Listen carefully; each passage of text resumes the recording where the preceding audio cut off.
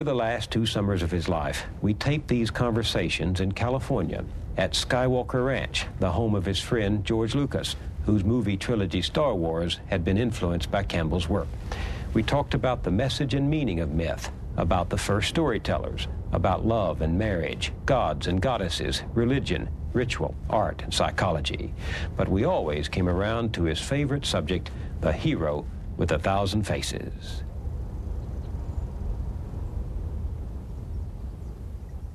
Why the hero with 1,000 faces?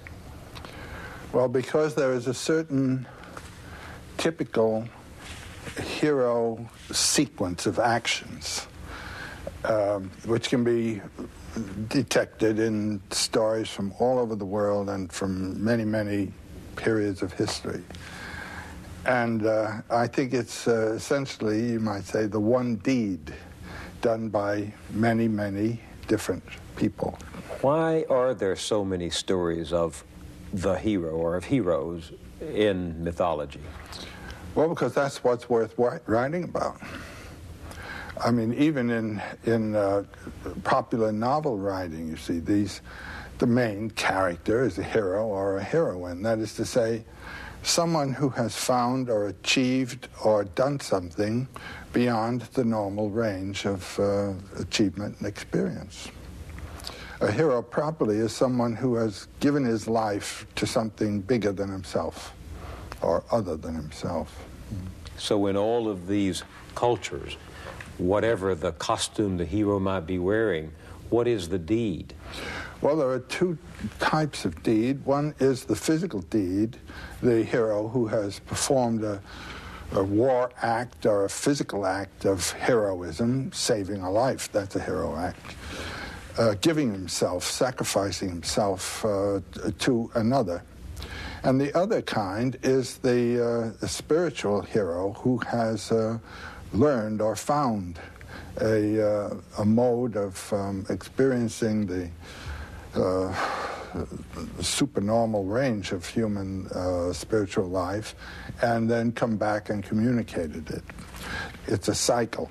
It's a going and a return that the hero cycle represents. But then this can be seen also in the simple initiation ritual, where a child has to give up his childhood and become an adult, has to die, you might say, to its infantile personality and psyche and come back as a self-responsible adult. It's a fundamental experience that everyone has to undergo. We're in our childhood for at least 14 years, and then to get out of that posture of dependency, psychological dependency, into one of psychological self-responsibility requires a death and resurrection. And that is the basic motif of the hero journey. Leaving one condition, finding the source of life to bring you forth in a richer or more mature or other condition. So that if we happen not to be heroes in the grand sense of redeeming society, we have to take that journey ourselves spiritually, psychologically, inside us. That's right. And Otto Rank, in his wonderful, very short book called The Myth of the Birth of the Hero, he says that everyone is a hero in his birth. He has undergone a tremendous transformation from a little, you might say, water creature living in a realm of the amniotic fluid and so forth, and then coming out, becoming an air-breathing mammal that ultimately will be self-standing and so forth. This is an enormous transformation, and it is a heroic act, and it's a heroic act on the mother's part to bring it about. That's the primary hero form, you might say. Still a journey to be taken after that. There's a big one to be taken. And that journey is not consciously undertaken. Do heroes go out on their own initiative? Well, they're both kinds. A very common one that appears in Celtic myths of someone who has followed the lure of a deer or animal that he has been following, and then carries him into a range of forest and landscape that he's never been in before. And then the the animal will undergo a transformation and become the queen of the fairy hills or something like that. That is one of not knowing what you're doing. You suddenly find yourself in full career of an adventure. There's another one where one sets out responsibly and intentionally to perform the deed. For instance, when Ulysses' son, Telemachus, was called by Athene, go find your father. That father quest is a major hero adventure for young people. That is the adventure of finding what your career is, what your nature is, what your source is. He undertakes that intentionally. Then there's one into which you are thrown and pitched. For instance, being drafted into the army. You didn't intend it, they are in. You're in another transformation. You've undergone a death and resurrection. You put on a uniform. You're another creature. So does the heroism have a moral objective? The moral objective is that of saving a people or saving a person or saving an idea. He is sacrificing himself for something. That's the morality of it. Now, you, from another position, might say that something was something that should not have been realized, you know. That's a judgment from another side. Mm-hmm. But it doesn't destroy the heroism of what was done. Absolutely not. Well, that's a different angle on heroes than I got when I was reading as a young boy the story of Prometheus going after the fire and bringing it back and benefiting humanity and suffering for it. I mean, Prometheus brings fire to mankind and consequently civilization. That's, by the way, a universal theme. Oh, it is? The hero, the fire theft theme usually with a relay race after it.